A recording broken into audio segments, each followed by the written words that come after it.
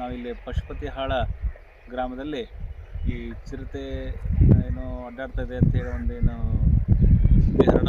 ಮಾತಾಡ್ತಿತ್ತು. ಆ ವಿಷಯವಾಗಿ ಎಲ್ಲ ನಾವು ಪರಿಶೀಲನೆ ಮಾಡೋಕ್ಕಂತೇಳಿ ಅಡ್ಡಾಡ್ತಾ ಇದ್ದೀವಿ. ಈಗ ಪಶುಪತಿಹಾಳಕ್ಕೆ ನಾವು ಇಲ್ಲಿ ಬಂದಿದ್ದೇವೆ.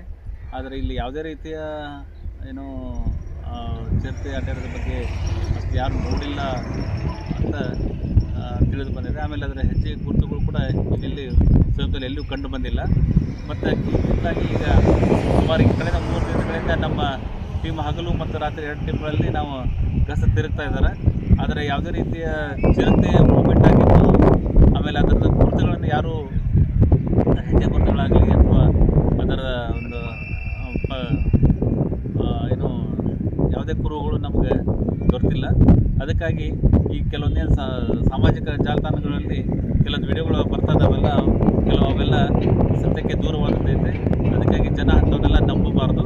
ಆದರೆ ಈ ರೀತಿ ಜನ ಎಲ್ಲ ಸ್ವಲ್ಪ ಎಚ್ಚರಿಕೆಯಿಂದ ಇರ್ರಿ. ಏನಾದರೂ ಇತ್ತಪ್ಪ ಅಂತಂದರೆ ನಮ್ಮ ಅರಣ್ಯ ಇಲಾಖೆ ನಮಗೆ ಕರೆ ಮಾಡಿ ನಾವೇನು ರೀತಿ ಕೂಡಲೇ ಅದಕ್ಕೆ ನಾವು ಸ್ಪಂದನೆ ಮಾಡ್ತೇವೆ. ಆದರೆ ನಮ್ಮ ಜೊತೆಗೆ ಎಲ್ಲರಿಗೂ ಹೇಳೋದಪ್ಪ ಅಂತಂದರೆ ಎಲ್ಲರೂ